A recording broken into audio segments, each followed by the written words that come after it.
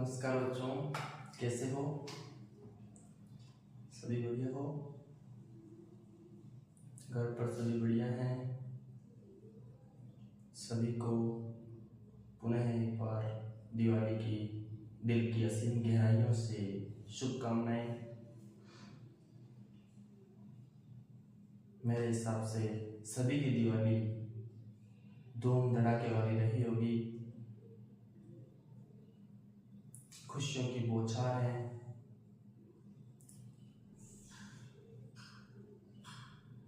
दिवाली अच्छी मनाई होगी, सभी ने पटाखे वटाखे जलाए होंगे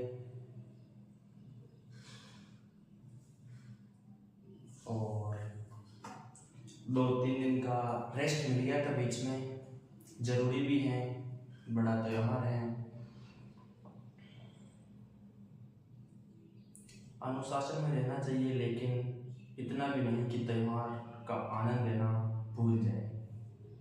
इसलिए अपने आप को एक लिबरल टाइम टेबल के साथ सेट करो। फ्लेक्सिबिलिटी होनी जरूरी है। हमेशा एक दृढ़ अनुशासन के साथ रहोगे तो कुछ चीज़ें आनंद के साथ छूट जाएगी, आनंद नहीं ले पाओगे, इसलिए वो आनंद भी जरूरी है।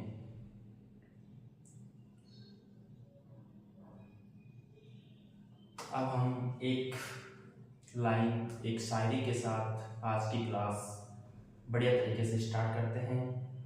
कौन कहता है कामयाबी किस्मत तय करती है? कौन कहता है कामयाबी किस्मत तय करती है? अगर इरादों में दम हो तो मंजिलें भी झुका करती हैं, तो मंजिलें भी झुका करती हैं। इस शायरी के साथ आज अपनी क्लास शुरू करते हैं। सभी देखो बच्चों,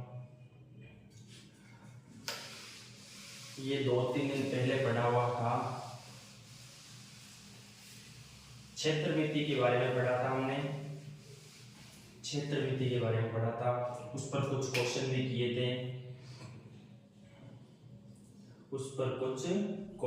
किए थे, आज जो आपको गृह कार्य दिया गया था 10th क्लास के बच्चों को, उसमें गृह कार्य में अपन प्रश्नावली 7 निर्देशांक ज्यामिति, कोऑर्डिनेट ज्योमेट्री, उनके प्रश्नों पर पहुंच चुके थे।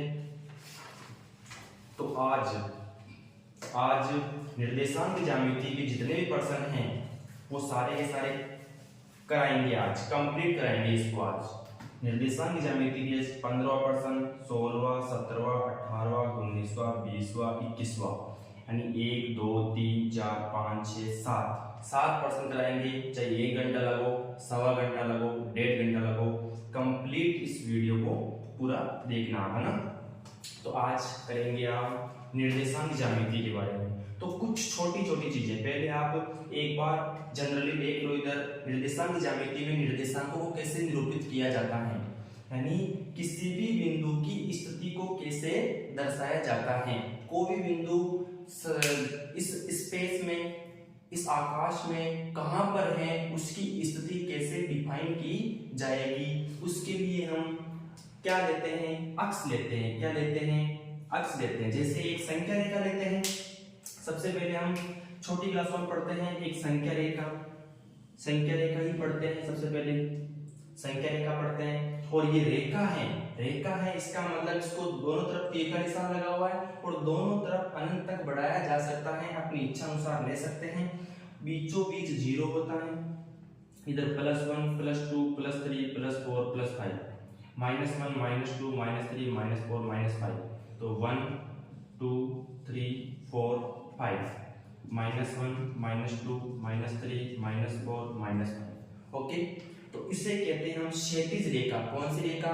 क्षैतिज रेखा कहते हैं, यानी हॉरिजॉन्टल लाइन, क्षैतिज रेखा कहते हैं। और इसी का एक नाम है एक्स अक्ष। अब इसके ही 2 भाग हो गए, मूल बिंदु से दाईं तरफ, यानी राइट हैंड साइड की तरफ, उसको कहेंगे एक्स अक्ष।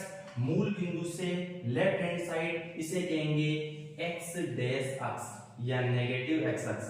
एक्स डैश अक्ष या नेगेटिव एक्स अक्ष। तो सबसे पहले तो हम ये संख्या रेखा ही पढ़ते हैं। इन पर सभी संख्याओं को दर्शाया जाता है। हमेशा 1 सेंटीमीटर के बराबर एक खाना लेते हैं और इसको हमेशा ग्राफ में दर्शाएंगे। निर्देशांक ज्यामिति का अगर कोई पॉइंट दर्शाने हो तो ग्राफ में दर्शाया जाता है और प्रत्येक एक खाने को 1 सेंटीमीटर के बराबर लिया जाता है। तो इस प्रकार पैमाना होता है। अब इसी लाइन को आप घड़ी की विपरीत दिशा में घुमा दो। घड़ी ऐसे घूमती है, घड़ी कैसे घूमती है, ऐसे घूमती है घड़ी, घड़ी ऐसे घूमती है। आप इस संख्या रेखा को एक्स अक्ष को ऐसे घुमाओ, विपरीत दिशा में घुमाओ, घड़ी की विपरीत दिशा में घुमाओगे और 90 डिग्री तक घुमाना है। 90 डिग्री तक घुमाओगे तो ये पहले जैसे यहाँ पर पहुंचेगी, फिर यहाँ पहुंचेगी, फिर 90 पर यहाँ पहुंच जाएगी, 90 पर यहाँ पहुंच जाएगी, 90 पर ऐसे पहुंच जाएगी। तो ये हो गया 90 डिग्री। और इनको तो ऐसे बनाया था, ऐसे घुमाया था, मिला इस चीज को, इस लाइन को अपने ऐसे घुमाया था, घड़ी की विपरीत दिशा में घुमाया था ना। तो ये हो गए अपने ऊर्ध्वाधर रेखा या इसे कहते हैं वाई अक्ष और इसे कहते हैं वाई डैश अक्ष, वाई अक्ष और वाई डैश अक्ष। अब देखो इसमें +1 +2 +3 +4 +5 यानी 1 2 3 4 5, नीचे -1 -2 -3 -4 -5 इस प्रकार से। तो ये एक कार्तीय तल में इसको क्या करते हैं, निरूपित करते हैं। हमेशा बिंदुओं को दर्शाया जाता है। अब 4 इसमें कोई भी पेपर ले हुआ, जैसे ये पूरा एक तल है, इस तल को कैसे करना है, ऐसे घुमाओ, घुमा दिया,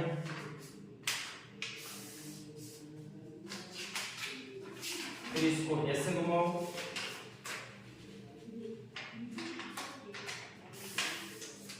यानी एक तो घुमाया इसको क्षैतिज घुमाया और एक इसको घुमाया ऊर्ध्वाधर। कैसे घुमाया, ऊर्ध्वाधर। एक तो इसको क्षैतिज घुमाया और एक इसको ऊर्ध्वाधर घुमाया। तो इसको देखो, जहां पर ये दोनों रेखाएं यानी एक तो क्षैतिज रेखा और एक ऊर्ध्वाधर रेखा जहां मिल रही हैं, उसे तो कहेंगे क्या, उसे कहेंगे मूल बिंदु। क्या कहेंगे, मूल बिंदु।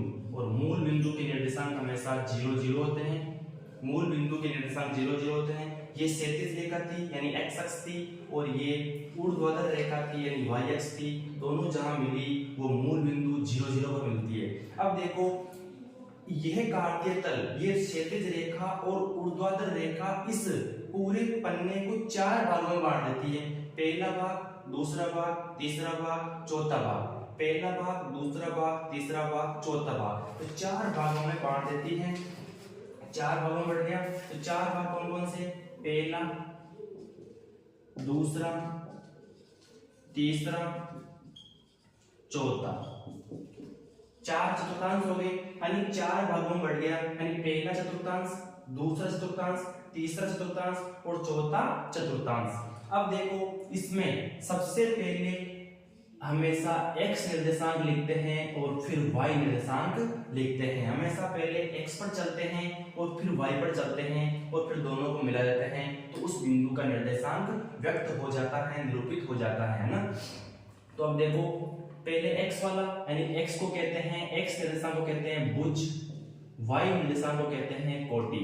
xy भुज कोटि, xy भुज कोटि, xy भुज कोटि।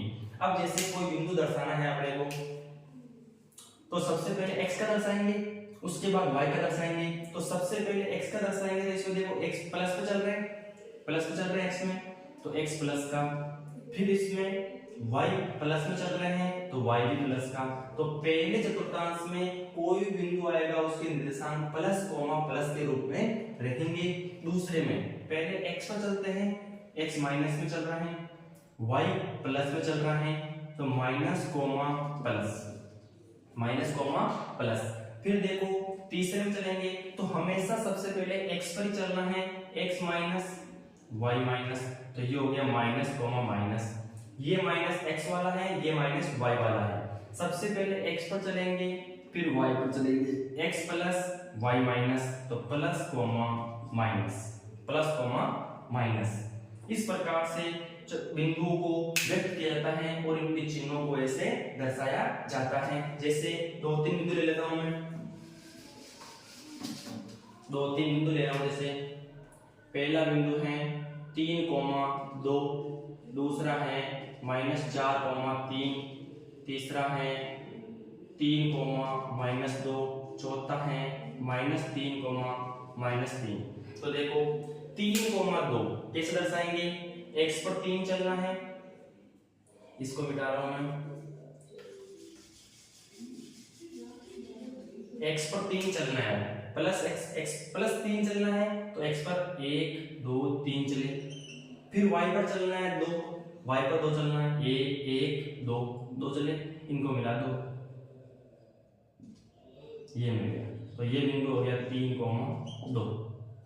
ओके, -4,3, x पर -4 चलना है, तो -1 -2 -3 -4। y पर कितना चलना है? 3 चलना है, y पर कितना चलना है? 3, यानी 1 ये रहा, 2 ये रहा और 3 ये रहा, यानी ऐसे। ठीक है, ये हो गया बिंदु -4,3। फिर 3,-2, x पर भुज कितना है? 3, x पर 3 चलना है, 1 2 3 चले। फिर y पर -2 चलना है, तो -2 नीचे है, y पर -1 -2, यानी इसको और इसको मिला दो, ये हो जाएगा 3,-2। जैसे ये बिंदु है, इसके निर्देशांक लिखने हो तो x पर कितना है इसका मान 3 और y पर देखो कितना है -2, तो 3,-2। ये गलती नहीं करनी है कि इसको देख लिया फिर इसको देखा। सबसे पहले x का देखना है, x अक्ष पर देखना है, फिर y अक्ष पर कितना है वो देखना है। इसमें है -3, x पर -3 चलना है, -1 -2 -3, y पर -3 चलना है, -1 -2 -3, यानी यहाँ मिल जाएगा -3, इस प्रकार से बिंदुओं को दर्शाना है। अगर मान लो इस निर्देशांक में एक बिंदु भी 0 होता, एक बिंदु भी 0 होता, जैसे 5वां लिख रहा हूं मैं और 6ठा, 2 चीजें लिख रहा हूं, एक तो लिख रहा हूं 4,0, एक लिख रहा हूं 0,2। एक बिंदु भी किसी भी निर्देशांक में अगर भुज या कोटि में से कोई एक निर्देशांक 0 है, दोनों 0 हो गए तो अच्छी बात है, मूल बिंदु ही हो जाएगा, मूल बिंदु हो जाएगा। भुज और कोटि दोनों ही 0 है तो मूल बिंदु हो जाएगा। अगर भुज या कोटि में से कोई भुज या कोटि कोई एक शून्य है, जैसे यहाँ पर कोटि शून्य है, कोटि शून्य है, इसका मतलब अपने को y पर तो चलना ही नहीं है, y पर तो चलना ही नहीं है, केवल कहां पर चलना है? x पर। इसका मतलब ये x अक्ष पर स्थित है, y पर तो चलना ही नहीं है, y पर कुछ भी नहीं चलना है, 0 चलना है, इसका मतलब चलना ही नहीं है। और x पर कितना चलना है? 4 चलना है, 1 2 3 4, यहाँ आ गया ये बिंदु 4,0। इसका मतलब ये x अक्ष पर है, क्योंकि इसकी कोटि 0 है, कोटि 0 है तो y अक्ष पर चलेंगे नहीं, y अक्ष पर नहीं चलेंगे तो x अक्ष पर चलेंगे, तो इसका मतलब x अक्ष पर है। यहाँ पर भुज 0 है, यानी x अक्ष पर चलना ही नहीं है, x अक्ष पर चलना ही नहीं है, y पर कितना चलना है? 2 चलना है, y पर 2 चलना है, ये रहा, तो ये हो गया 0,2। इसका मतलब y अक्ष पर है तो उसका भुज 0 होगा, x अक्ष पर है तो उसकी कोटि 0 होगी। x अक्ष पर कोई निर्देशांक स्थित है तो उसकी कोटि 0 और y अक्ष पर कोई निर्देशांक है तो उसका भुज 0 होगा, ये बात ध्यान रखना। तो ये तो हो गई साधारण चीजें। इसके बाद पढ़ेंगे हम प्रसंग, किस प्रकार से आएंगे। देखो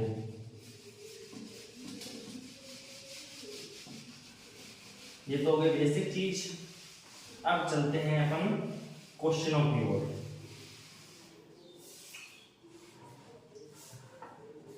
देखो 15 नंबर का क्वेश्चन, 15वां नंबर आपको सीट दे रखी है, 3 पेज दे रखे हैं, उसमें देखना आप, यदि Q बिंदु Q कितना है? 0,1 है, बिंदु P, R से समदूरस्थ है तो x का मान ज्ञात कीजिए, साथ ही दूरियां QR व PR ज्ञात कीजिए। यानी Q बिंदु है वो P से, P कितना है? 5,-3 और R से, R कितना है?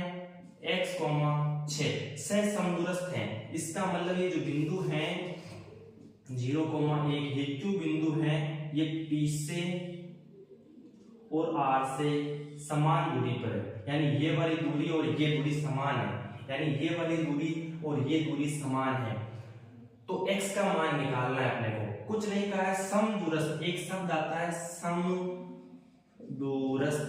समदूरस्थ, समान दूरी पर स्थित, यानी Q है वो बिंदुओं P और R से समदूरस्थ है, यानी Q P से भी उतनी ही दूरी पर है जितना Q R से है। इसका मतलब ये दोनों दूरियां समान हैं।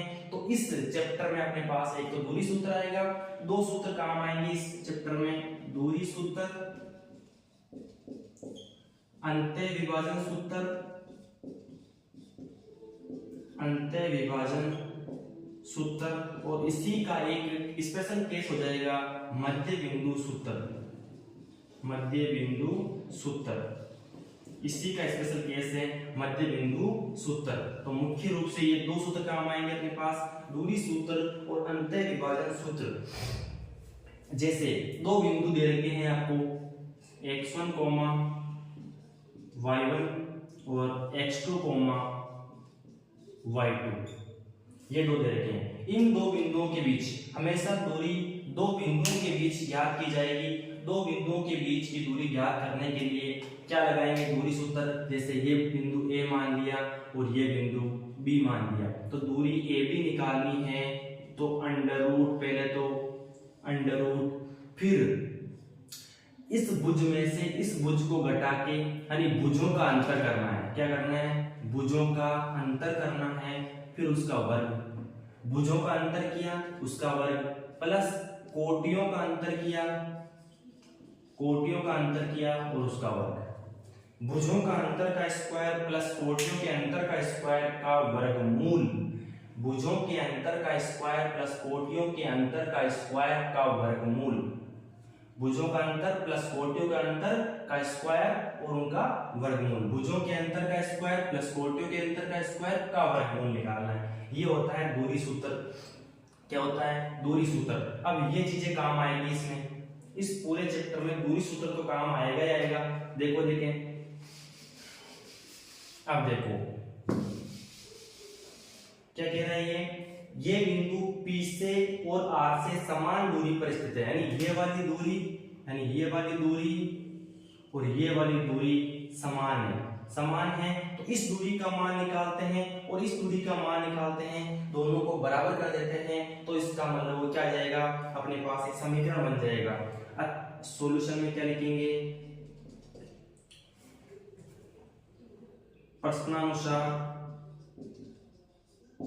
प्रश्नानुसार, प्रश्न के अनुसार क्या दे रखा है अपने को, प्रश्नानुसार QP बराबर QR, ये दे रखा है, यानी QP, यानी ये दूरी और ये दूरी बराबर दे रखी है अपने को, QP और QR बराबर दे रखी हैं, तो QP और QR बराबर दे रखी हैं, अतः दूरी सूत्र से, अतः दूरी सूत्र से, दूरी सूत्र से क्या हो जाएगा, दूरी सूत्र से अंडर रूट, दूरी बराबर ना, दूरी बराबर under root x2 minus x1 का whole square plus y2 minus y1 का होल स्क्वायर। अब जैसे आप अब क्या निकालोगे, अब क्या निकालोगे, पहले निकालो आप QP निकाल लो, QP निकाल लो, तो ये x1 ये y1, ये x1 ये y1, ये x2 ये y2, ऐसा हो जाएगा, ठीक है। तो ये अंडर रूट x2 कितना है 5, 5 माइनस 0 का, यानी आप x में से x को घटाओ, y में से y को घटाओ, 5 माइनस 0 का होल स्क्वायर प्लस माइनस 3, उसमें से 1 को घटाओ, माइनस 3 में से 1 को घटा दिया का स्क्वायर, तो ये आ गया अपने पास अंडर रूट 5 का स्क्वायर कितना 25, और ये कितना माइनस 3 माइनस 1 जुड़ जाएंगे, माइनस 4 हो जाएंगे, माइनस 4 का स्क्वायर, माइनस का स्क्वायर प्लस और 4 का स्क्वायर 16, ये हो गया, कितना आ गया अपने पास 25 और 16 35, 35 और 6 41, तो कितना आ गया रूट 41। ये किसका मान आ गया, QP का मान आ गया, यानी ये वाली दूरी अपने पास रूट 41 इकाई आ गई या मात्रक आ गया, रूट इतना मात्रक आ गया, इतनी इकाई आ गई अपने पास। तो इसका मतलब QP आ गया। अब किसका मान निकालना है, QR का मान निकालना है, QR का निकाल लो, QR का निकाल लो। देखो देखें, अपने पास बिंदु था Q कितना था Q था 0,1 और R कितना था x, 6 था ना। तो ये दूरी निकालो। अब क्या निकालेंगे, QR बराबर वही दूरी सूत्र लगा दो। अब ये x1 x2 हो जाएगा, x1 y1 हो जाएगा, ये x2 y2 हो जाएगा। तो भुज में से भुज को बटो, x माइनस 0 का होल स्क्वायर प्लस 6 माइनस 1 का होल स्क्वायर, 6 माइनस 1 का होल स्क्वायर आ जाएगा। अब देखो QR बराबर ये हो जाएगा x माइनस 0 का स्क्वायर x स्क्वायर प्लस 5 का स्क्वायर 25, तो ये आ गया, इतने मात्रक आ गए। अब प्रश्न में कह रखा था कि ये जो QP दूरी है, QP दूरी है वो कितनी है, QP दूरी और QR दूरी बराबर है। अपन ने ये दूरी निकाल ली, दोनों को बराबर करना है। इसको दे दो समीकरण 1 और इसको दे दो समीकरण 2। अब देखो समीकरण 1 व 2 से कितना हो जाएगा, under root X square plus 25 बराबर अंडर रूट 41। दोनों तरफ वर्ग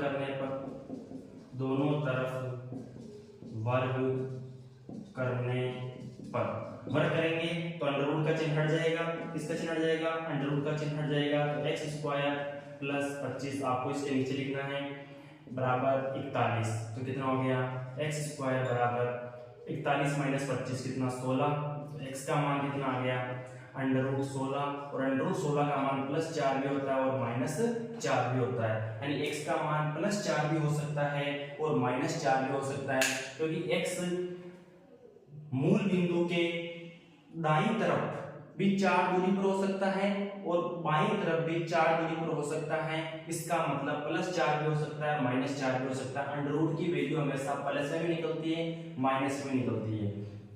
तो अब देखो x का मान आ गया अपने पास, यानी अपने पास x का मान आने के बाद x का मान आ गया अपने पास कितना, x का मान आ गया प्लस 4 और माइनस 4। इसका मतलब अपने पास r का निर्देशांक आ गया, r कितना हो गया, r के दो निर्देशांक हो गए। कौन कौन से, एक तो x का मान 4 रखो और 6 पहले से ये तो 4,6, ठीक है। एक रखो -4 और दूसरा 6 है, ये कोटि 6। इसका मतलब दो निर्देशांक आ गए आपके, दो निर्देशांक हो गए आपके। अब क्या करना है, ये तो x का मान ज्ञात हो गया, x का मान पूछा था अपने को पहले तो x का मान +4 और -4। अब कह रहा है साथ ही दूरियां QR और PR ज्ञात कीजिए। QR यानी ये वाली दूरी और PR ये वाली दूरी निकालनी है। क्या कौन कौन सी पूछी है, एक तो QR पूछी है और एक PR पूछी है। अब देखो QR जब निकालोगे उसमें क्या आएगा, Q बिंदु तो फिक्स है कितना 0,1, लेकिन R बिंदु तो 2 है ना अपने पास, एक तो R एक R है 4,6 और -4,6। तो दो दूरी निकलेगी। QR जब निकालोगे दो दूरी निकलेगी, किससे, QR निकलेगी जब एक निर्देशांक ये वाला लेंगे तब QR निकलेगी, एक QR निकलेगी जब ये वाला और ये वाला लेंगे तब QR निकलेगी। इस प्रकार से ये QR जो दूरी निकलेगी दो दूरी निकलेगी। उसी प्रकार PR कैसे निकलेगी, ये P तो फिक्स है एक ही कितना 5,-3, लेकिन जब इससे निकालोगे आप दूरी तो एक तो ये बिंदु तो फिक्स है लोगे, लेकिन R में एक बार तो ये लेना पड़ेगा, ये दूरी निकालो एक बार जब प्लस का 4 होगा R का मान इस x का मान, और एक दूरी ये निकालनी पड़ेगी जब R का मान -4 होगा। इसलिए इसमें भी दो दूरियां निकलेगी, इसमें भी दो दूरियां निकलेगी, क्योंकि R के दो निर्देशांक आ गए। क्योंकि R के दो निर्देशांक इसलिए आए क्योंकि अपने पास x के दो मान आए थे, इसलिए R के दो निर्देशांक हो गए, और दो निर्देशांक होने पर दो दूरियां निकलेगी, इससे भी दो दूरियां निकलेगी, कुल 4 दूरियां निकलेगी। वो आप दूरी सूत्र लगा के निकाल सकते हो, ठीक है। चलो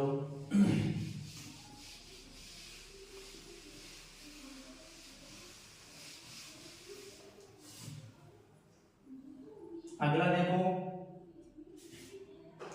16वां क्वेश्चन क्या कह रहा है, x अक्ष पर वह बिंदु ज्ञात कीजिए जो 2,-5 और -2,9 से समदूरस्थ है। इसका मतलब जैसे अपन x अक्ष लेते हैं, ठीक है, x अक्ष पर कोई बिंदु लेते हैं तो उसमें क्या जीरो होता है, उसमें कोटि जीरो होती है। क्या जीरो होती है? एक्स अक्ष पर कोई भी बिंदु लेते हैं तो उसकी कोटि क्या होती है? जीरो होती है, क्योंकि मैंने बताया था अगर ये जीरो है इसका मतलब वाई पर चलना ही नहीं है, वो एक्स अक्ष पर है और एक्स अक्ष पर एक्स दूरी पर है वो, इसका मतलब एक्स अक्ष पर है, एक्स अक्ष पर है तो उसकी कोटि जीरो है। तो एक्स अक्ष पर कोई बिंदु मानना है, एक्स अक्ष पर माना कोई बिंदु, एक्स अक्ष पर माना कोई बिंदु x, जीरो के रूप का होगा, जीरो के रूप का होगा, इस रूप का होगा x, जीरो के रूप का। ठीक है, x, जीरो के रूप का होगा तो x अक्ष पर वह बिंदु ज्ञात कीजिए, यानी अपने को केवल x का मान निकालना है तो वह बिंदु x, जीरो हो जाएगा। जो दो कोमा यानी जो x, जीरो है, जैसे इसको a मान लिया, x, जीरो है, ये किससे एक बिंदु दे रखा है, मान लो इसको b मान लो, ये कितना दे रखा है 2, -5 और एक दे रखा है अपने पास, एक दे रखा है c, ये कितना दे रखा है -2,9 से समदूरस्थ है। ये जो x अक्ष पर कोई बिंदु है ना जो अपन ने माना है x, 0, ये b बिंदु से और c बिंदु से समान दूरी पर है, यानी ये दूरी और ये दूरी समान है, ये दूरी और ये दूरी समान है तो x का मान निकल जाएगा। x का मान निकलते ही x अक्ष पर अपने पास वो बिंदु आ जाएगा, निर्देशांक आ जाएगा, क्योंकि x का मान रखते ही निर्देशांक प्राप्त हो जाएगा। तो कैसे? देखो ये दूरी निकालोगे, प्रश्नानुसार क्या कह रहा है, AB और AC बराबर है, AB समदूरस्थ का मतलब A समदूरस्थ है B और C से, यानी A से B की दूरी भी उतनी है जितनी A की C से दूरी है। तो प्रश्नानुसार क्या है अपने पास, प्रश्नानुसार देखो सॉल्यूशन में देखो, प्रश्नानुसार चित्र बना लोगे तो आसान रहेगा। प्रश्नानुसार AB बराबर है अपने पास AC, तो वापस फिर दूरी सूत्र लगाओगे, दूरी सूत्र लगाने पर क्या होगा, किसका मान निकालोगे? अब दूरी सूत्र में AB का मान निकालो, पहले AB का मान, x में से x को घटाओ, x में से x को घटाओ, पहले ये वाला x2 ये वाला x1 तो 2 - x का होल स्क्वायर प्लस y में से y को -5 में से 0 को घटाओ, इसका होल स्क्वायर। तो AB बराबर कितना आ गया, यहाँ पर a - b का होल स्क्वायर लग रहा है, a का स्क्वायर 4, 2 का स्क्वायर प्लस b का स्क्वायर x का स्क्वायर -2ab, 2 दूनी 4 और x 4x प्लस -5 में से 0 गया -5 का स्क्वायर 25, ये हो गया। ठीक है, ये तो आ गया अपने पास इतने मात्रक, ये तो आ गया अपने पास कौन सी दूरी, AB दूरी आ गई। अब निकालनी है अपने को कौन सी, AC दूरी निकालनी है। कौन सी दूरी निकालनी है, AC दूरी निकालनी है। कौन सी निकालनी है, AC दूरी निकालनी है। वो कितनी आएगी, AC दूरी निकालनी है, कितनी आएगी, अंडर रूट इसमें से इसको घटाओ, -2 - x का होल स्क्वायर प्लस 9 - 0 का होल स्क्वायर, 9 - 0 का होल स्क्वायर। तो AC बराबर आ गया, इसका स्क्वायर कर दो, या तो माइनस कॉमन ले लो, माइनस कॉमन लेंगे तो माइनस का स्क्वायर कितना होगा प्लस, और अंदर क्या बच जाएगा 2 + x का होल स्क्वायर प्लस 9 का स्क्वायर, क्योंकि माइनस कॉमन ले लिया, यहाँ से भी कॉमन लिया, यहाँ से भी कॉमन लिया तो माइनस का स्क्वायर बाहर आएगा, क्योंकि अंदर स्क्वायर है, स्क्वायर बाहर आएगा तो माइनस का स्क्वायर प्लस हो जाएगा। तो इसको क्या लिखोगे आप, इसका स्क्वायर a + b का square 4 + x square plus 4x plus 81, ये हो गया, यानी कितना हो गया 85 plus x square plus 4x, ये हो गया। इतने मात्रक आ गए अपने पास। ये समीकरण नंबर कितनी हो गई, 2 हो गए, समीकरण नंबर 2 हो गई। ठीक है, समीकरण 2 नंबर हो गई। अब प्रश्न में कह रखा था AB और AC बराबर है, तो AB को और AC को बराबर कर दो, AB को और AC को बराबर कर दो, AB और AC को बराबर कर दो। समीकरण 1 व 2 से, समीकरण 1 व 2 से कितना हो जाएगा, अंडर रूट ये हो जाए, AB कितना है 29 plus x square minus 4x बराबर ये हो जाएगा 85 plus x square plus 4x, ये हो जाएगा। अब देखो दोनों तरफ वर्ग करने पर, दोनों तरफ वर्ग करने पर,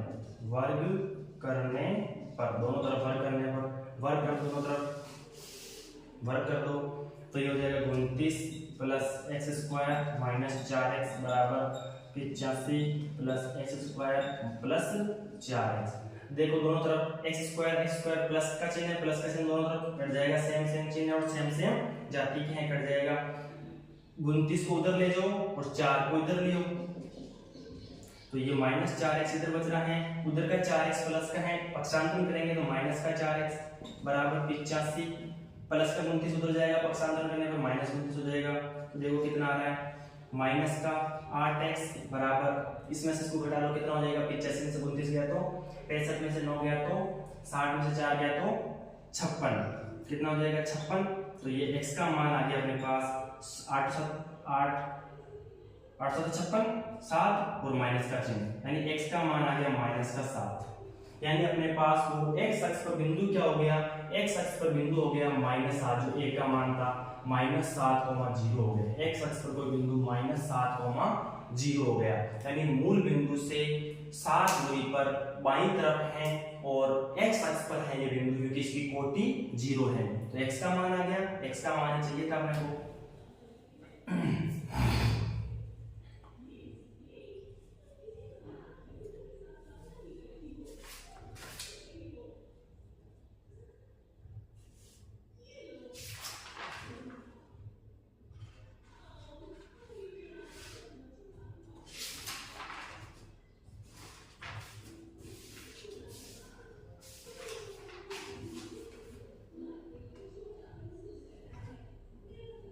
करो देखिए 2 मिनट।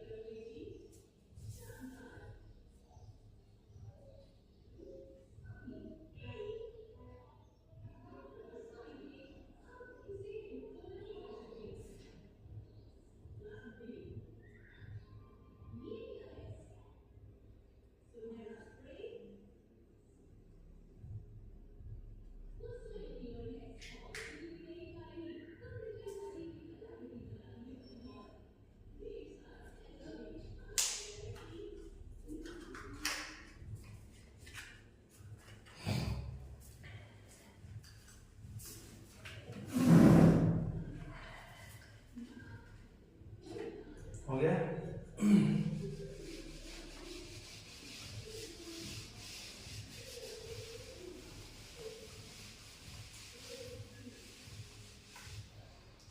अब क्वेश्चन नंबर 17 करने से पहले इसमें क्या कह रहा है, निम्न बिंदुओं द्वारा बनने वाले चतुर्भुज का प्रकार बताइए और उत्तर का कारण दीजिए। तो अपने 4 प्रकार के चतुर्भुज बताने हैं, इसमें कौन कौन से किस किस टाइप के होते हैं, या तो वर्ग,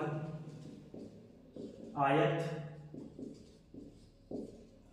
कुछ लाइट चली गई है तो गेट खोल देते हैं, फिर देखते हैं उजाला होता है या नहीं होता है, थोड़ा गेट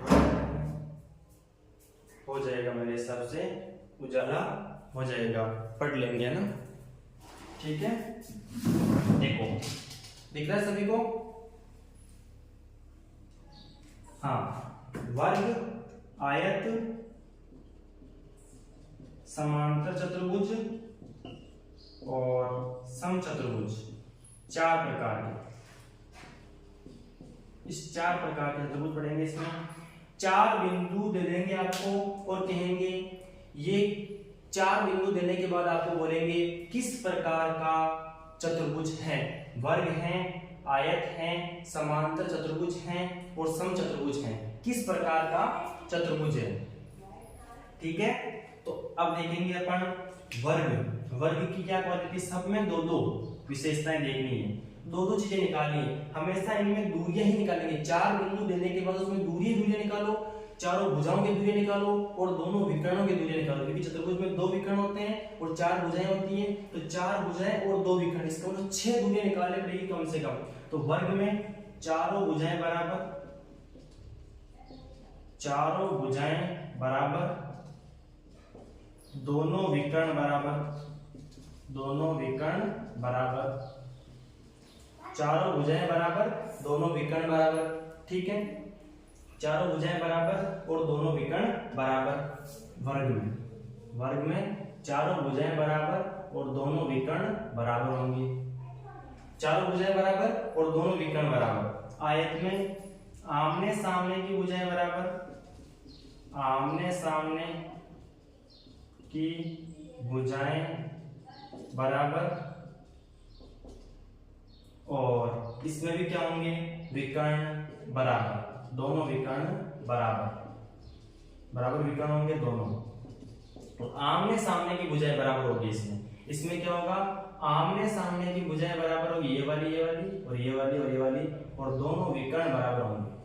वर्ग और आयत में विकर्ण बराबर होते हैं और वर्ग में चारों भुजाएं बराबर होती है, आयत में आमने सामने की भुजाएं बराबर होती है। उसी प्रकार समांतर चतुर्भुज में आमने सामने की भुजाएं बराबर, आमने सामने की भुजाएं बराबर बराबर, और विकर्ण अलग अलग, विकर्ण अलग अलग, विकर्ण अलग अलग होंगे। ठीक है, विकर्ण अलग अलग होंगे। आमने सामने की भुजाएं बराबर हो जाएगी लेकिन विकर्ण अलग अलग होंगे। समचतुर्भुज में चारों भुजाएं बराबर, चारों भुजाएं बराबर लेकिन विकर्ण अलग अलग, विकर्ण अलग अलग होंगे, विकर्ण अलग अलग, विकर्ण अलग अलग होंगे। अब जैसे कैसे याद करोगे इसको, जैसे कोई चार बिंदु देके आपको पूछ लेगा ये कौन सा चतुर्भुज है, चार बिंदु दे देगा आपको, ए बिंदु, ए के निर्देशांक, बी के निर्देशांक, सी के निर्देशांक और डी के निर्देशांक। चार बिंदु देने के बाद आपको पूछेगा ये किस प्रकार का चतुर्भुज है। तो सबसे पहले क्या करोगे आप, ए बी दूरी निकालोगे, फिर बी सी दूरी निकालोगे, फिर सी डी दूरी, फिर ए डी दूरी। चार दूरियां निकालने के बाद आपको पता लग जाएगा, एक मिनट आता हूं मैं।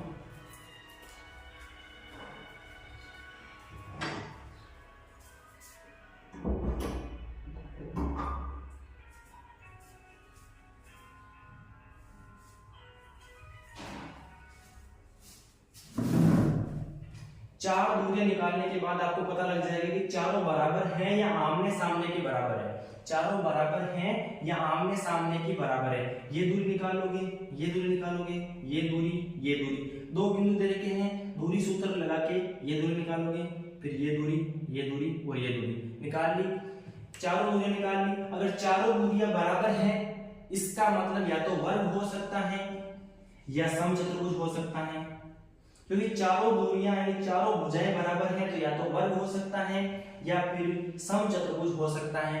लेकिन फिर दोनों में कंफ्यूजन हो जाएगा कौन सा होगा, तो फिर निकालेंगे इसके विकर्ण, दोनों विकर्ण निकालेंगे, दोनों विकर्ण, ये दूरी इस विकर्ण में ये वाली और ये वाला बिंदु लेंगे, निर्देशांक लेंगे और ये दूरी निकालेंगे, इसमें ये वाला सी और ए लेंगे तो ए से ले लेंगे तो ये दूरी निकल जाएगी। अगर दोनों विकर्ण बराबर आ गए तो वर्ग, अगर दोनों विकर्ण अलग अलग आ गए तो समचतुर्भुज। ये तो पहले ही चेक कर ले कि चारों भुजाएं बराबर हैं, इसका मतलब या तो वर्ग हो सकता है या समचतुर्भुज हो सकता है। लेकिन फिर विकर्ण चेक करेंगे, विकर्ण दोनों बराबर हैं तो वर्ग और दोनों बराबर नहीं है तो समचतुर्भुज। अगर कोई चतुर्भुज है, ये दूरी निकाली, ये निकाली, ये निकाली, ये निकाली, ये वाली और ये वाली बराबर आई, ये वाली और ये वाली बराबर आई, आमने सामने की बराबर आई, या तो आयत हो सकता है या समांतर चतुर्भुज हो सकता है, आमने सामने की भुजाएं बराबर होती है। लेकिन फिर विकर्ण निकालेंगे, विकर्ण अगर बराबर आ गए, दोनों विकर्ण बराबर तो आयत और दोनों विकर्ण अलग अलग तो समांतर चतुर्भुज। इस प्रकार से चेक करना है अपने को। तो देख लो एक बार अच्छी निगाह से देख लो इसको। वर्ग में वर्ग और समचतुर्भुज चारों भुजाएं बराबर लेकिन वर्ग में विकर्ण बराबर, समचतुर्भुज विकर्ण अलग अलग। आयत और समांतर में आमने सामने की भुजाएं बराबर लेकिन आयत में विकर्ण बराबर और समांतर में विकर्ण अलग अलग।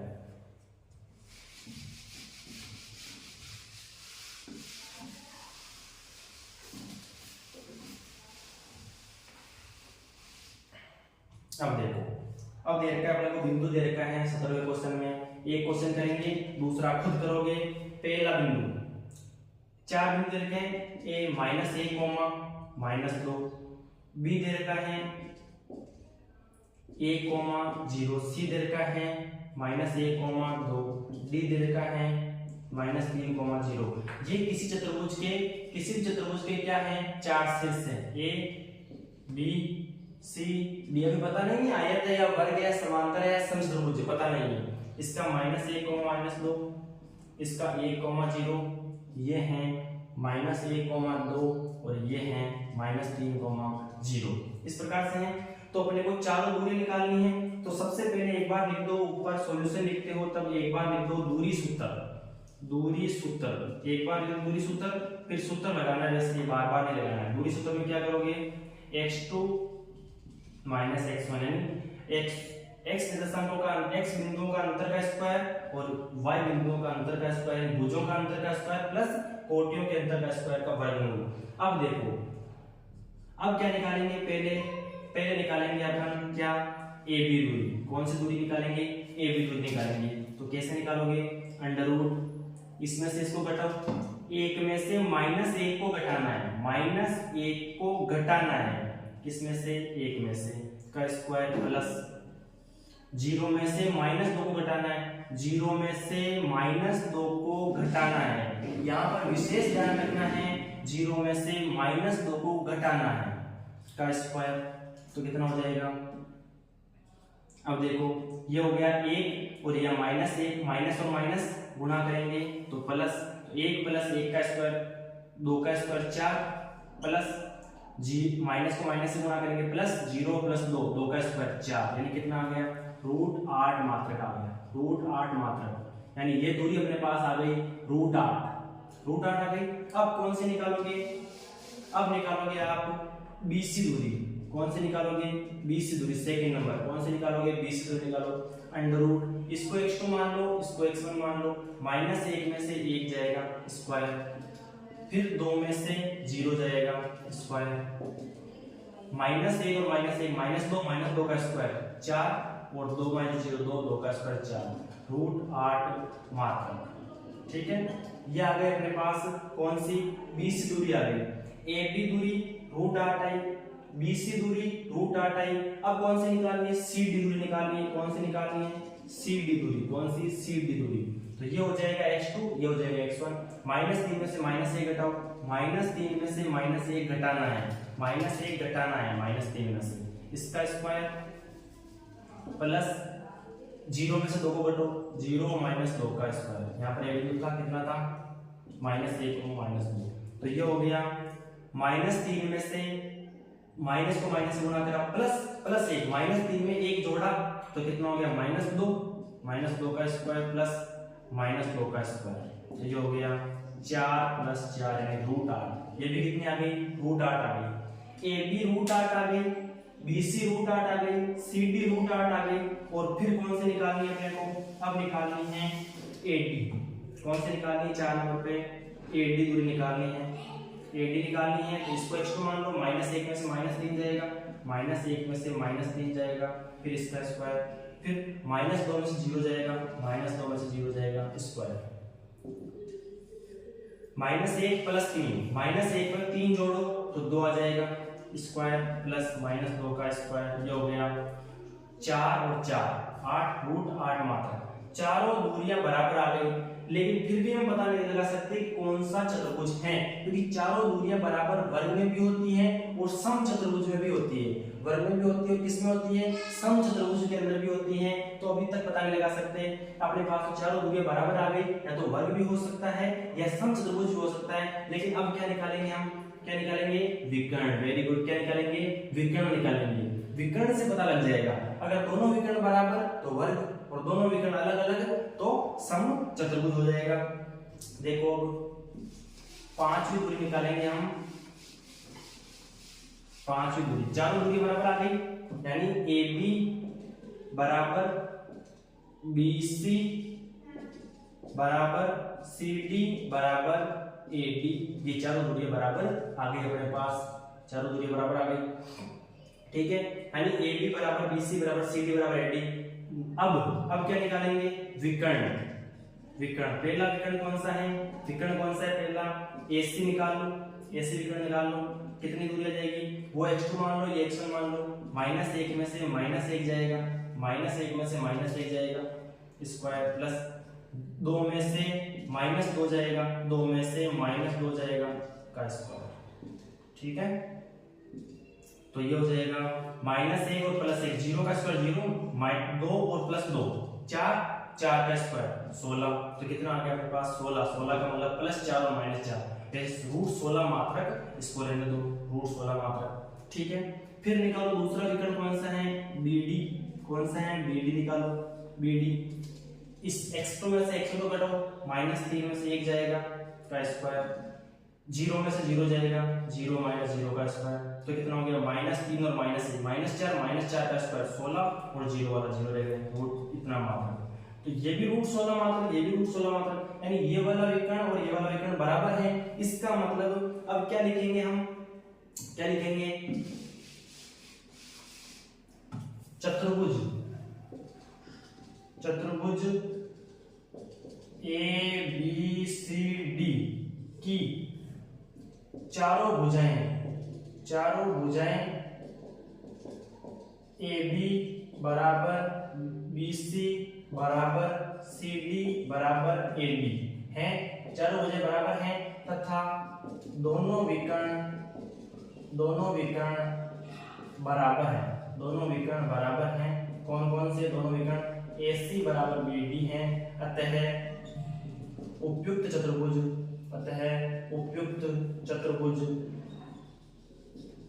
एक वर्ग होगा, एक क्या होगा, एक वर्ग होगा। इसी प्रकार आपको दूसरे में चेक करना है, 4 बिंदु दे रखे हैं, उसमें चारों भुजाएं निकालनी है, अगर बराबर आ जाए तो वर्ग या समचतुर्भुज, फिर विकर्ण निकालने हैं, वो भी बराबर आ जाए तो वर्ग, और नहीं आए तो समचतुर्भुज। फिर अगर चारों भुजाएं निकाल रहे हो आमने सामने की बराबर आ रही है तो या तो आयत या समांतर चतुर्भुज, और आमने सामने की बराबर आ रही है दोनों में तो आयत या समांतर चतुर्भुज। फिर निकालेंगे विकर्ण बराबर तो आयत, और विकर्ण बराबर नहीं है तो समांतर चतुर्भुज, इस प्रकार से, ठीक है ना। तो इस सत्र का दूसरा खुद करोगे, पहला करवा दिया मैंने। इसी प्रकार से 4 बिंदु दे रखे हैं, पता करना है कौन सा चतुर्भुज है। अब देखो 18वां देखो क्या कह रखा है, बिंदु A के निर्देशांक ज्ञात कीजिए। A के निर्देशांक ज्ञात करने हैं, जहां AB एक वर्त का व्यास है, ये ध्यान देना, वर्त का ये व्यास, वर्त है ये वर्त की त्रिज्या होती है। परिधि पर स्थित किसी बिंदु को उसके केंद्र से मिला दो, सेंटर से मिला दो, तो वो होती है क्या, त्रिज्या। और त्रिज्या, इधर भी त्रिज्या और इधर भी त्रिज्या, तो ये पूरा कहलाता है व्यास। क्या कहलाता है, व्यास कहलाता है। क्या कहलाता है, व्यास कहलाता है। त्रिज्या का डबल, ये भी त्रिज्या r, ये भी त्रिज्या r, तो 2r क्या होगा, इसका व्यास होगा। क्या होगा, व्यास। AB एक वर्त का व्यास है, तो ये A मान लो इसको, और ये B मान लो। AB एक वर्त का व्यास है। व्यास हमेशा केंद्र से गुजरता है, व्यास हमेशा केंद्र से गुजरता है। AB एक वर्त का व्यास है जिसका केंद्र 2,-3 है, इसका सेंटर देगा कितना, 2,-3, ये दे रखा है C का मान, C दे रखा है निर्देशांक 2,-3। B के निर्देशांक दे रखे हैं 1,4, B के दे रखे हैं 1,4। अपने को निकालने हैं A के, x, y मान लो, A के निकालने हैं, और इस व्यास का मध्य का बिंदु केंद्र होता है। इस व्यास का किसी भी वर्त में व्यास का मध्य बिंदु क्या होता है, केंद्र होता है, उस वर्त का सेंटर होता है। इसका मतलब इसमें मध्य बिंदु सूत्र लगेगा। कौन सा लगेगा, मध्य बिंदु सूत्र। कैसे, 2 सिरे और एक मध्य बिंदु, 3 बिंदु है अपने पास, उसमें से 2 बिंदु दे रखे हैं, तो तीसरा बिंदु ऑटोमेटिक निकाल सकते हो आप। कोई भी 2 दे दे, मान लो ये और ये दे दिया तो ये निकाल सकते हो, ये और ये दे दिया तो ये निकाल सकते हो, ये और ये दे दिया तो ये निकाल सकते हो। कैसे, लाइट परेशान कर रही है, थोड़ा गेट खोल देते हैं।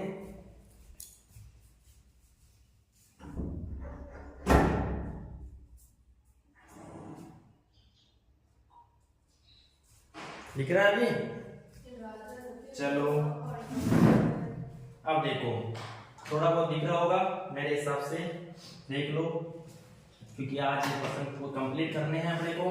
चाहे 2 घंटे की क्लास हो, चाहे 2.25 घंटे की क्लास हो, पढ़ना है आपको कंप्लीट। अब देखो, तो मध्य बिंदु सूत्र क्या होता है, मध्य बिंदु सूत्र, मध्य बिंदु सूत्र कहाँ लगता है, देखो मध्य बिंदु सूत्र कहाँ लगता है, 1 मिनट देखो।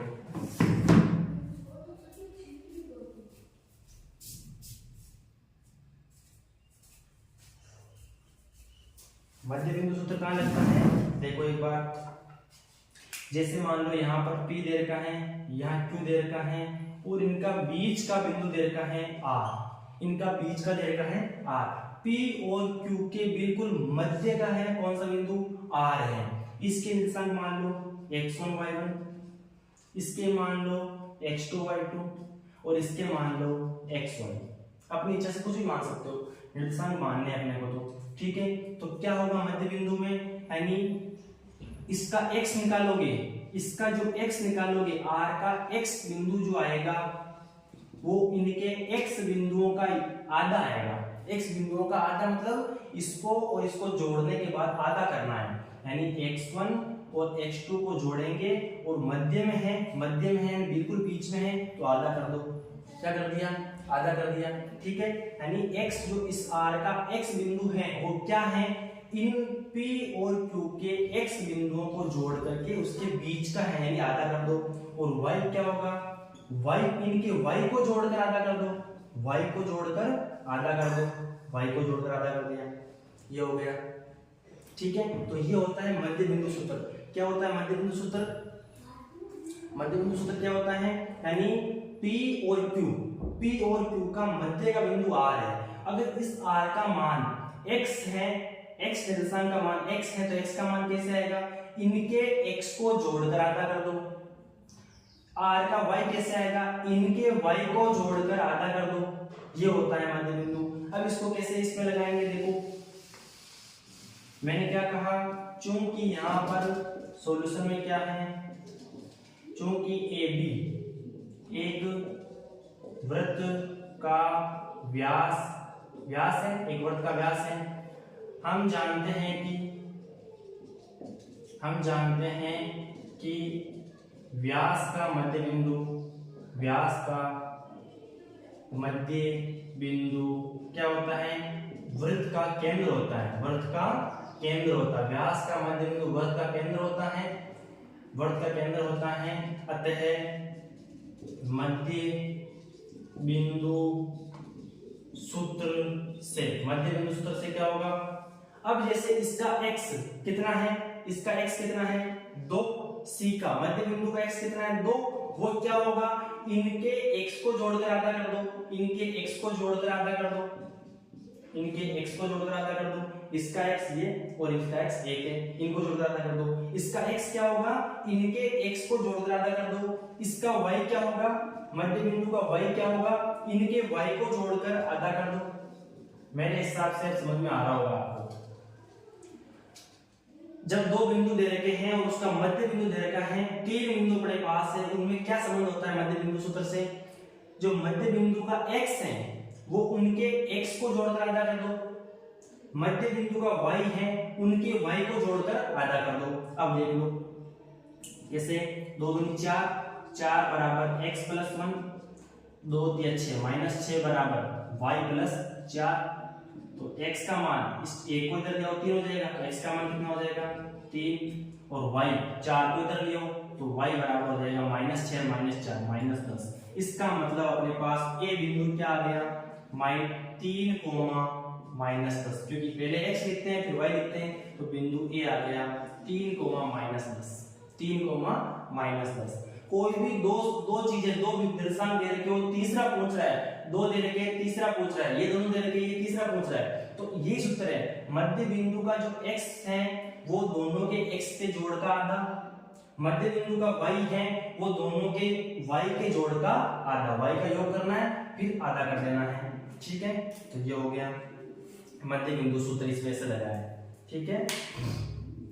जैसे मैं आपको एक प्रश्न दूं इसमें अभी, जैसे ही नॉर्मली, जैसे मैं पूछ लूं P दे रखा है 4,6 और Q दे रखा है 10,-4, इसका मध्य बिंदु निकालना है। क्या करना है, P और Q का मध्य बिंदु निकालना है। मध्य बिंदु कैसे निकालते हैं, मध्य बिंदु को मान लो R, x, y। अगर बड़ा प्रश्न है एबीसीडी वाला कैसे करोगे, सीधा ही इनके x को जोड़ा और आधा कर दो, इनके y को जोड़ा और आधा कर दो, इसका x और y आ जाएगा। कैसे x कैसे आएगा, r का x कैसे आएगा, इनके x को जोड़ो 4 + 10 और उसका आधा कर दो। मध्य में है ना भाई, मध्य में इसलिए आधा किया है। और y कैसे निकलेगा इसका, इनके y को जोड़ो 6 और -4 इनको जोड़ लिया और 2 का भाग दे दिया। x तो आ गया 14/2 7 और y आ गया अपने पास 6 - 4 2 2/2 1। तो ये आ गया बिंदु 7, ये मध्य बिंदु आ गया अपने पास r का मान। इस प्रकार से निकालना है। अगर मान लो ये मध्य बिंदु देता, ये देता, ये पूछ लेता तब भी ऐसे ही करते हैं। ये दे दिया, ये दे दिया, ये पूछ रहा तब भी ऐसे ही कर रहे हैं।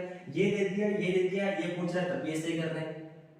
मध्य बिंदु निकालना है तो सीधा उसका x जो होगा उनके x का योग का आधा, उसका y जो होगा इनके योग का y के योग का आधा, बस।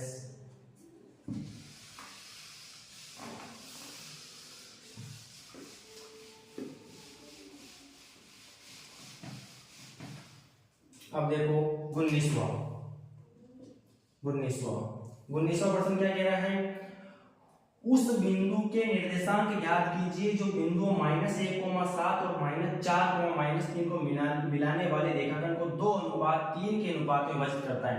अब यहाँ पर ये हो गया विभाजन सूत्र वाला, और अपने 10th क्लास में केवल अंत्य विभाजन है, बाह्य विभाजन नहीं है। अंत्य विभाजन सूत्र, पहले ये देखो अंत्य विभाजन सूत्र क्या होता है। अंत्य विभाजन सूत्र क्या होता है, रटना नहीं है, चीजों को समझना है, इशारों पर देखना है अपने ना।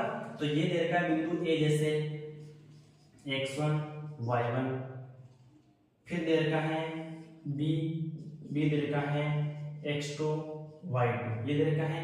और ये बीच में कोई बिंदु है कहीं पर, बीच में नहीं है, बिल्कुल मध्य में नहीं है, इस रेखाखंड पर कहीं स्थित ये बिंदु है r, मान लिया x, y है, कहीं पर भी है, जो इस रेखाखंड को m1:m2 में विभाजित कर रहा है। किसमें कर रहा है, m1 अनुपात, जो ये बिंदु है r, x, y, इस पूरे रेखाखंड को इस अनुपात में विभाजित कर रहा है। जैसे मान लो सेम अनुपात में करता, इधर भी पूरा एक भाग है, इधर भी पूरा एक भाग है, तो 1:1 विभाजित करता तो बिल्कुल मध्य बिंदु हो जाता, मध्य बिंदु हो जाएगा। लेकिन कहीं पर है, ये बीच में r कहीं पर है, यहाँ पर भी हो सकता है, यहाँ पर भी हो सकता है, कहीं पर भी हो सकता है। तो ये इस रेखाखंड को m1:m2 के रूप में विभाजित कर रहा है। तो इस बिंदु के निर्देशांक कैसे निकलेंगे, r के निर्देशांक कैसे निकलेंगे, इसका x निकालना है, अंत्यविभाजन सूत्र से x निकालना है। तो m1 को सबसे पहले x2 से गुणा करो, यानी m1 x2 प्लस m2 को x1 से करो, m2 x1 बट्टा m1 प्लस m2, दोनों का योग, यानी m1 को इससे किया x2 से, प्लस m2 को x1 से किया। x का निकाल रहे हैं तो हमेशा x वाले करना है पहले तो, लेकिन इस m1 को x2 से करना है और इस m2 को x1 से करना है। उसी प्रकार y निकालना है तो y वालों से करना है, m1 को गुना m2 को गुना। तो m1 को पहले y2 से गुना करेंगे, m1 y2, और m2 को y1 से गुणा करेंगे, m2 y1, और नीचे तो सेम आएगा अनुपातों का योग m1 प्लस m2। ये अंत्य विभाजन सूत्र है। ये पूरा का पूरा इसको हल करने के बाद एक बिंदु निकल जाएगा अपने पास, वो x बिंदु होगा, x का निर्देशांक होगा, और इसको हल करने के बाद y का निकल जाएगा। तो अपने पास एक निर्देशांक बन जाएगा r, क्या बन जाएगा, r निर्देशांक बन जाएगा। इसी प्रकार देखो a बिंदु, b बिंदु, ये रेखाखंड है, इसको ये r बिंदु m1:m2 में विभाजित करना है। तो इस बिंदु के निर्देशांक निकालने हैं, तो मान लेना इस बिंदु के निर्देशांक x, y है। तो x का मान कैसे निकलेगा, इस x का मान कैसे निकलेगा, m1 को x2 से गुणा किया, प्लस m2 को x1 से गुणा किया, अपॉन m1 प्लस x2, फिर y सेम टू सेम, इसमें जैसे किया उसी प्रकार इसमें करना है, क्या y आ जाएगा बस। m1 को y2 से गुणा करना है, m2 को y1 से गुणा करना है, और नीचे m1 प्लस m2। ये अंत्य विभाजन सूत्र है। अब इसके ऊपर प्रश्न देखते हैं। 19वां प्रश्न क्या कह रहा है, इसमें 19वां प्रश्न कह रहा है, उस बिंदु के निर्देशांक ज्ञात कीजिए जो बिंदु -1,7, पहला बिंदु मान लेते हैं 1 -1,7, ठीक है, -1,7 और 4, -3 को मिलाने वाले रेखाखंड को 2:3 के अनुपात विभाजित करता है। जैसे मान लो यहाँ पर अनुपात है 2:3, तो इस बिंदु के मान लो, ये बिंदु मान लिया हमने D, उसके निर्देशांक x, y है।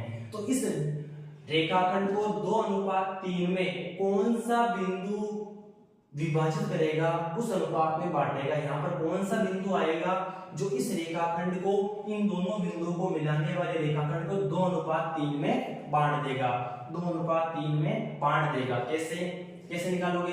अंत्य विभाजन सूत्र से। ये बिंदु दे दिया, ये बिंदु दे दिया, अनुपात दे दिया, निर्देशांक निकालना है तो अंत्य विभाजन सूत्र से। अंत्य विभाजन सूत्र से क्या होगा? ये m1 है, ये m2 है, ये x1 है, ये y1 है, ये x2 है, ये y2 है। तो x बराबर इस b का x कैसे निकलेगा? m1x2 प्लस m2x1 अपॉन इन दोनों का योग m1 प्लस m2। उसी प्रकार इसका y कैसे निकलेगा? y निकलेगा m1 y2 m2 y1 upon m1 plus m2। रख दो मान, x आ जाएगा कैसे? m1 कितना है? 2 गुणा 4 प्लस 3 गुणा -1 बटा इन दोनों अनुपातों का योग 2 प्लस 3। उसी प्रकार y बराबर m1 y2 2 गुणा -3 प्लस 2 गुणा 3 को m2 को 7 से गुणा करेंगे, 3 गुणा 7 और नीचे 2 प्लस 3, नीचे तो सेम आएगा। तो x आ जाएगा अपने पास 4 2 8 और -3 बटा 5 और y कितना आ जाएगा? -6 और प्लस 21 बटा 5। तो कितना हो गया? 8 - 3 5 बटा 5। तो x का मान कितना आ गया? 1 और y बराबर -6 प्लस 21 15 बटा 5 3। इसका मतलब d के निर्देशांक आ गया अपने पास कितने? x का मान आ गया 1 और y का मान कितना आ गया? 3। कितना आ गया? 3। तो ये बिंदु इन दोनों बिंदुओं को मिलाने वाले रेखाखंड को 2:3 में विभाजित कर रहा है। लाइट बड़ा परेशान कर रही है आज, क्या बात है, लेकिन फिर भी पढ़ाएंगे।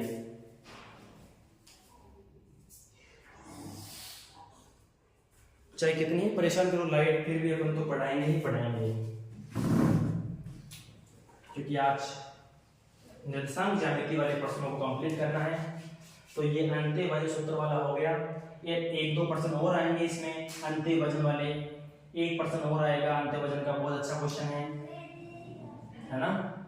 ठीक है, तो 19वां करने के बाद फिर देखेंगे इसका 20वां, भी 1 मिनट रोको, 21वां करने के बाद फिर 20वां, 21वां इसी पर आधारित है, अंत्य विभाजन सूत्र पर ही आधारित है 21वां क्वेश्चन।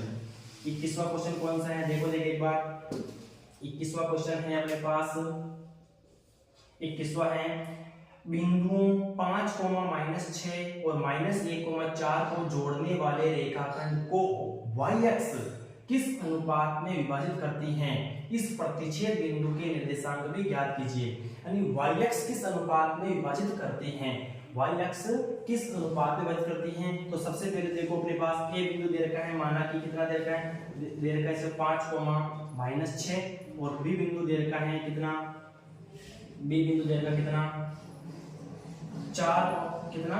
-1, -4 कितना दे रखा है? -1, -4 दे रखा है। इनको जोड़ने वाले रेखाखंड को y अक्ष किस अनुपात में विभाजित करता है?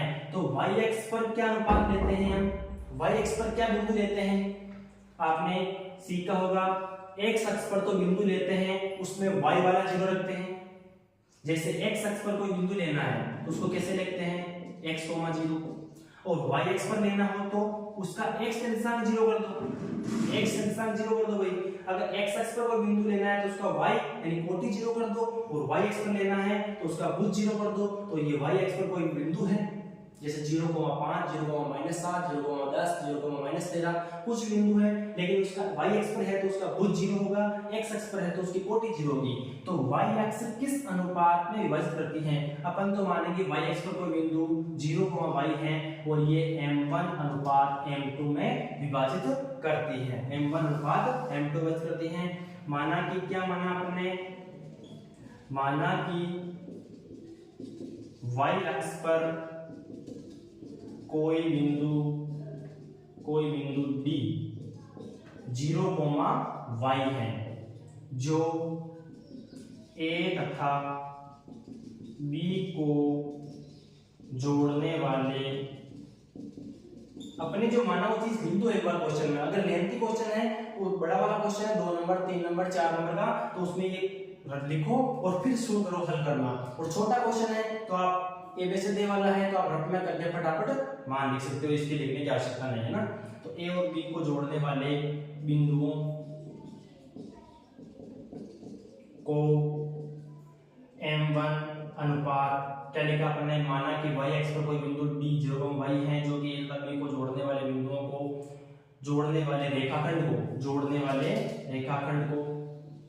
a और b को जोड़ने वाले रेखाखंड को m1 अनुपात m2 में विभाजित करता है, विभाजित करता है। अब अंतःविभाजन सूत्र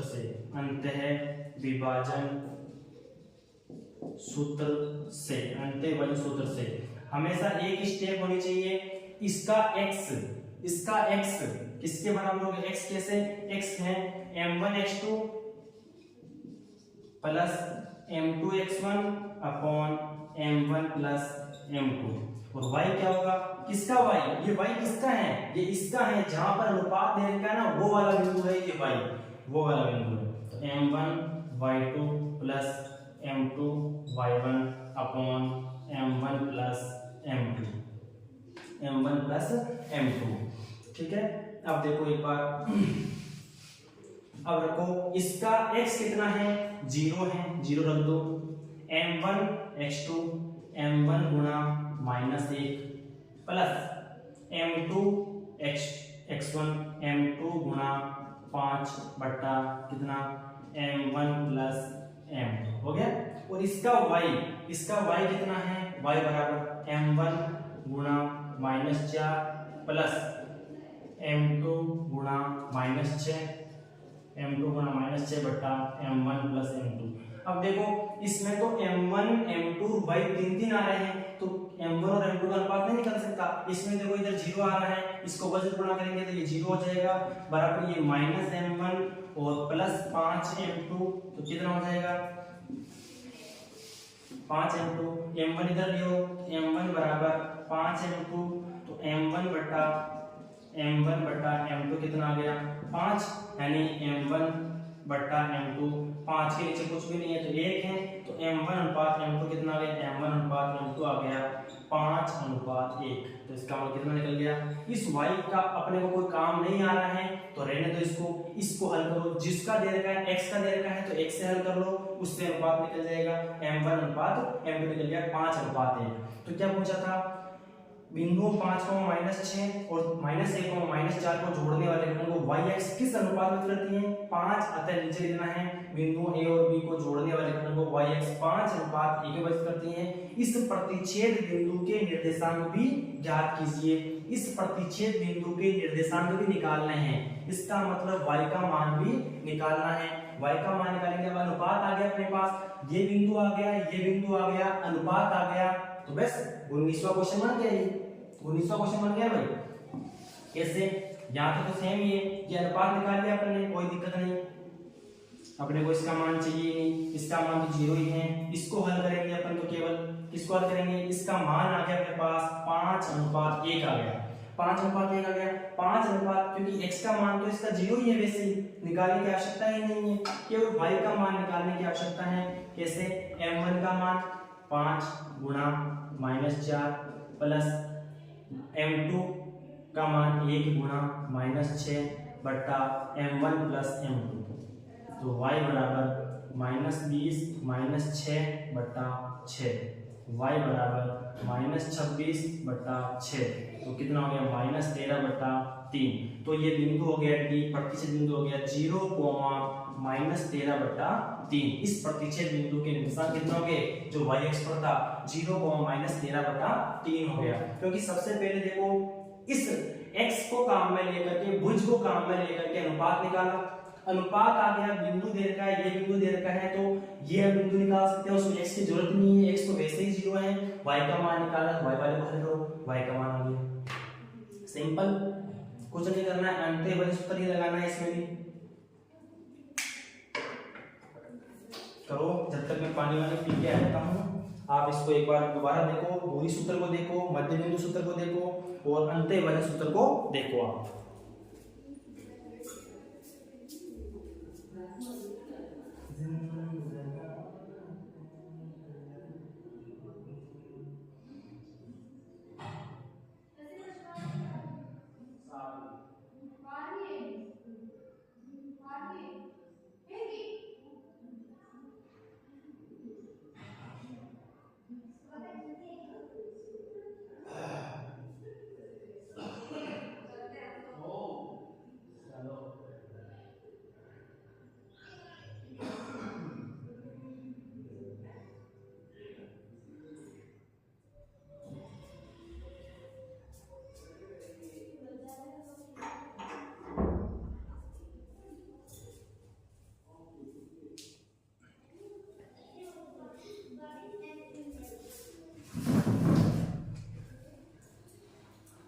लास्ट 10-15 मिनट की क्लास और है, जिसमें एक क्वेश्चन करना है अपने को, एक बच्चा क्वेश्चन 20वां क्वेश्चन कौन सा बच्चा है, 20वां क्वेश्चन बच गया है, उसको करना है। फिर ये 7वीं प्रश्नावली के अधिकतर क्वेश्चन, इसमें एक नंबर वाले जो सवाल हैं, हर प्रश्नावली के एक नंबर वाले जो सवाल हैं, एबीसीडी वाले, रिक्त स्थान वाले, वो मैं आपके लिए अलग से लेकर आऊंगा।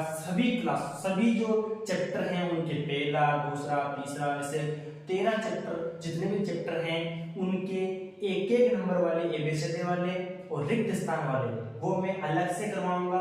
उसके लिए आपको सूचना दे दी जाएगी, एक दिन पहले या 2 दिन पहले सूचना दे देंगे आपको। और उसके बाद एक नंबर वाले जितने भी सवाल आते हैं हर प्रश्नावली से मैक्सिमम सवालों को करने की कोशिश करेंगे, ताकि आपके कंसेप्ट भी क्लियर हो जाए और उनकी मदद से आप बड़े क्वेश्चनों में भी आसानी से हल कर सकते हो। तो देखो अभी करते हैं अपन कौन सा क्वेश्चन, 20वां क्वेश्चन। तो आपके लिए एक नंबर वाले और एबीसीडी वाले जो रिक्त स्थान वाले हैं और एबीसीडी वाले हैं उनके अलग से क्वेश्चन लेके आएंगे और क्वेश्चनों को अच्छी तरीके से करेंगे। और आपको क्लास में एक नंबर वाले के वो जिस प्रकार से मैंने ये बांटे हैं वो बांट देंगे। और उसके बाद उस पेपर को मैं यहाँ पर सॉल्यूशन कराऊंगा। पेपर को आपको घर पे देखना है और मैं यहाँ पर उसका सॉल्यूशन करवा दूंगा। हर सप्ताह आपके लिए एक चैप्टर का एबीसीडी और रिक्त स्थान वाले क्वेश्चन आएंगे, ठीक है। क्योंकि आपने सोच लिया है अच्छे नंबरों से पास होना है, अच्छा रैंक, अच्छा परसेंटेज बनाना है, तो जब सोच लिया है तो एक शायरी आती है, कौन सी आपको पता है, ये पहले सुनाई थी, जब आंखों में अरमान लिया मंजिल को अपना मान लिया, जब आंखों में अरमान लिया मंजिल को अपना मान लिया, फिर मुश्किल क्या और आसान क्या, बस ठान लिया तो ठान लिया। मतलब करना ही अपने को, हार नहीं माननी है जीवन में, कभी मन से हार नहीं माननी है, क्योंकि मन के हारे हार है और मन के जीते जीत हैं। मन एक उड़ता परिंदा होना चाहिए, मन हमेशा आनंदमय होना चाहिए। आज को जियो, कल की चिंता मत करो, कल और कल दोनों की चिंता मत करो। बीता हुआ कल उसकी चिंता भी नहीं करनी है और आने वाला कल उसकी चिंता भी नहीं करनी है। जो भी होगा अच्छे के लिए होगा, जो भी होगा अच्छे के लिए होगा। मस्त रहो, व्यस्त रहो और अपने आप को बिजी रखो, पढ़ाई करते रहो। और इसी प्रकार से अब देखते हैं और अपने आप को मोटिवेट रखो। अनुशासित जीवन के साथ अपना जीवन व्यतीत होना चाहिए। ये नहीं है कि हमेशा ही अनुशासन में रहें, ये भी कोई जरूरी नहीं है। महीने में 2, 5, 7 दिन नहीं भी चले तो कोई बात नहीं, लेकिन अपने को एक फ्लेक्सिबल रखना है। फ्लेक्सिबल का मतलब है यहाँ पर जाना है तो जाओ, आ जाओ, कोई बात नहीं। ऐसा नहीं है कि मुझे तो जाना ही नहीं है, मेरा तो ये टाइम टेबल है, फिक्स ही है, जाना ही नहीं है मुझे, ऐसा नहीं होना चाहिए। अपने आप को फ्लेक्सिबल बनाओ, क्योंकि जो झुकता है, फ्लेक्सिबल होता है, उसी की माया है। तो देखो 20वां सवाल क्या कह रहा है, यदि बिंदु ए बी सी डी क्रम में एक समांतर चतुर्भुज के शीर्ष है तो डी का मान निकालिए। समांतर चतुर्भुज ऐसा होता है, ठीक है, ए बी सी डी, ए के दे रखे हैं 6,1, बी का दे रखा है।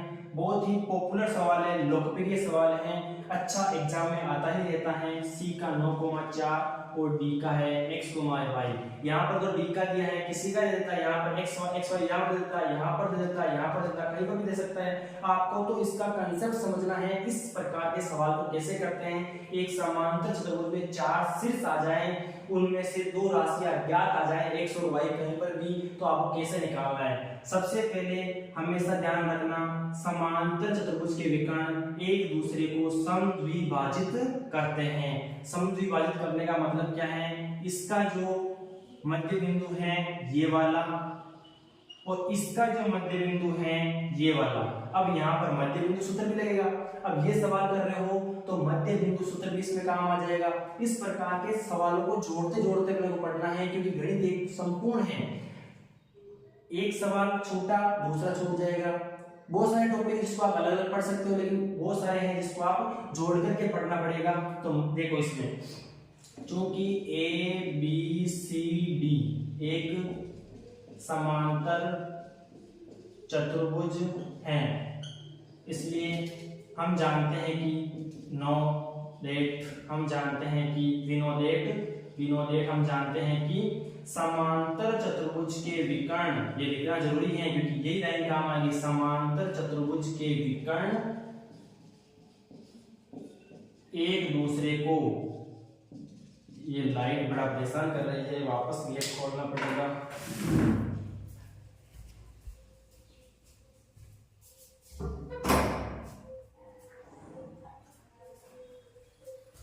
अब दिख रहा होगा आपको। एक सवाल बचा है, लाइट कितनी बार गई है फिर भी अपन ने पढ़ाना नहीं छोड़ा और आपने पढ़ना नहीं छोड़ा, ये आपका धन्यवाद।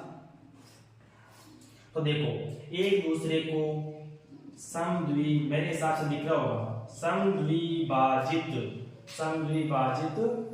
करते हैं, विकर्ण एक दूसरे को समद्विभाजित करते हैं। क्या करते हैं? समांतर चतुर्भुज के विकर्ण एक दूसरे को समद्विभाजित करते हैं। अतः क्या करना है? AC का मध्य बिंदु निकालो। कैसे निकालोगे AC का मध्य बिंदु? अब इसको मान लो, कुछ भी मान लो, O मान लिया। AC का मध्य बिंदु O मान लिया। AC का मध्य बिंदु क्या मान लिया? O मान लिया। और BD का मध्य बिंदु क्या मान लिया? O डैश मान लिया। क्या मान लिया? O डैश मान लिया। क्या मान लिया? O डैश मान लिया। AC का मध्य बिंदु O मान लिया और BD का मध्य बिंदु O डैश मान लिया। लेकिन ये लास्ट में जाकर के दोनों ही बराबर होंगे क्योंकि इसका मध्य बिंदु और इसका मध्य बिंदु सेम ही होता है, यानी दोनों विकर्णों का जो मध्य बिंदु होता है वो सेम ही होता है। समद्विभाजित का मतलब यही होता है। तो AC का मध्य बिंदु O बराबर कितना होगा? इसका x निर्देशांक क्या होगा? इसका x निर्देशांक में क्या होगा? इनके x को जोड़ करके आधा कर दो, 6 + 9 बटा 2। इसका y क्या होगा? इनके y को जोड़ करके आधा कर दो, 1 + 4 बटा 2। ये तो हो गया O का निर्देशांक। कितना हो गया? 9 × 6 15 बटा 2 और ये हो गया 5 बटा 2। तो ये तो आ गया O का, यानी AC का मध्य बिंदु आ गया ये तो। अब किसका निकालना है? अब निकालना है किसका? अब निकालना है BD का मध्य बिंदु। BD का मध्य बिंदु क्या माना है अपन ने? बिंदु O डैश माना है। वो क्या आएगा? इस O डैश का जो x निर्देशांक होगा वो इन दोनों के x का जोड़ का आधा, और जो y होगा, इसका y जो होगा इनके y का जोड़ का आधा। अब अतः O बराबर O डैश है, क्योंकि विकर्ण एक दूसरे को समद्विभाजित करने का अर्थ है यह है कि AC का जो मध्य बिंदु है और BD का जो मध्य बिंदु है वो सेम है, यानी O और O डैश सेम है, यानी ये वाला और ये वाला सेम है। तो सेम रख दो, O का मान रखो 15 बटा 2, 5 बटा 2। इसमें रख दो x + 8 बटा 2 और y + 2 बटा 2। अब बीच में बराबर का चिन्ह आ रहा है, इसका मतलब बराबर है। इसका x तो इसके x के बराबर है और इसका y इसके y के बराबर है। ये पूरा x निर्देशांक है और ये पूरा y निर्देशांक है। ये x निर्देशांक है, ये y निर्देशांक है। अब देखो तो कैसे होगा? तुलना बराबर वालों में की जाती है। तुलना करने पर x वाला x के बराबर नहीं, केवल x निर्देशांक के बराबर। ये पूरा x निर्देशांक है, x + 8 बटा 2। वज्र गुणा कर दो, इसको इधर कर दो और इसको इधर कर दो। 15 × 2 = 30 बराबर 2 को x से गुणा करेंगे 2x + 2 को 8 से 16। तो ये इसको 16 को इधर ले आओ, 14 बच जाएगा बराबर 2x। तो x का मान आ गया अपने पास कितना? 7। कितना आ गया? 7 आ गया। उसी प्रकार इधर देखो, तुलना में y वाला y के बराबर, y वाला y के बराबर नहीं, केवल y निर्देशांक के बराबर। तो y + 2 बटा 2, वज्र गुणा कर दो, 10 बराबर 2y + 4। इधर ले आओ 6 बराबर 2y, 6 बराबर 2y। तो y का मान आ गया मेरे पास 3। कितना आ गया? 3 आ गया। इसका मतलब d का जो निर्देशांक आ गया अपने पास, x का मान कितना? 7 और y का मान 3। इस प्रकार से ये d का निर्देशांक आ गया, यानी x और y के मान आ गया। तो ये पूछा है 7 और 3 आ गया। 7 और 3 आ गए, और डी का निर्देशांक आ गया अपने पास x, y यानी 7, 3। इस प्रकार से समांतर चतुर्भुज के अगर शीर्ष दे रखे हैं एक क्रम में, तो उसमें से किन्हीं भी मान पूछे, x का पूछे, y का पूछे, x y कहां पर कहीं पर भी हो सकता है, तो अपने को तो एक ही स्टेप है, इस विकर्ण का मध्य बिंदु निकालना है मध्य बिंदु सूत्र से, इस विकर्ण का मध्य बिंदु निकालना है मध्य बिंदु सूत्र से, दोनों को बराबर कर देना है, बराबर करके तुलना कर दो, x और y जहां पर होंगे उनके मान ऑटोमेटिक आ जाएंगे, क्योंकि एक समीकरण यहां पर बनेगी। अब यहां पर मान लो x और y में एक समीकरण बनती, यहां पर भी x और y में एक समीकरण बनती, तो दो समीकरण आ जाती, और दो समीकरणों को आप विलोपन विधि या प्रतिस्थापन विधि से हल करके x और y के मान निकाल लेते।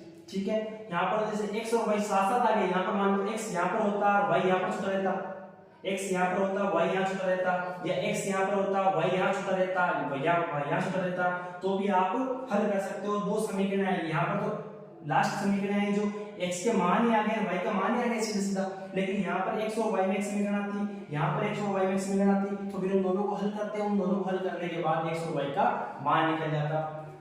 ठीक है, ये हो गए अपने 7 ही प्रश्नावली के पूरे हो गए।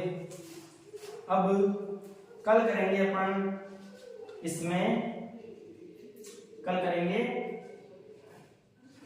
प्रायिकता वाले प्रश्न, एक तो प्रायिकता वाले, और जो अपने त्रिकोणमिति के अनुप्रयोग वाले हैं उनको करेंगे।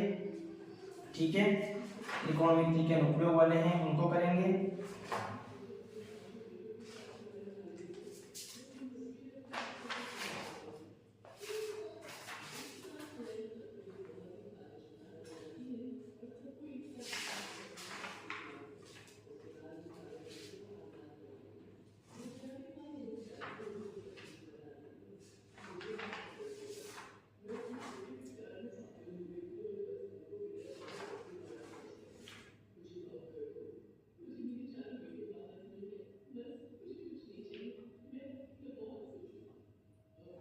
ठीक है, आपने क्लास को अच्छी तरह से देखा होगा, समझा होगा, थोड़ा बहुत समझ में आया होगा, अपनी मैंने समझाया उसका प्रैक्टिस करो, क्योंकि प्रैक्टिस ही मेन है। मैथमेटिक्स में प्रैक्टिस ही मेन है।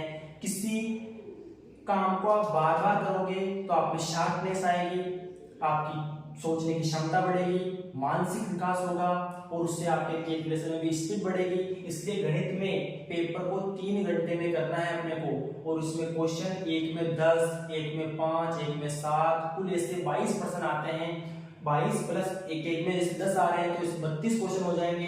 तो आपको स्पीड बनाए रखनी है, तो अपने को पहले प्रैक्टिस करना जरूरी है। प्रैक्टिस ही आपको एग्जाम में फायदा देगी, क्योंकि प्रैक्टिस नहीं करोगे, केवल प्रश्नों को ऊपरी ऊपरी तौर पर पढ़ोगे तो उससे कुछ नहीं होगा। वहां पर जाने पर कैलकुलेशन करने में दिक्कत आएगी। इसलिए पहले से ही अपने पास कैलकुलेशन होनी चाहिए।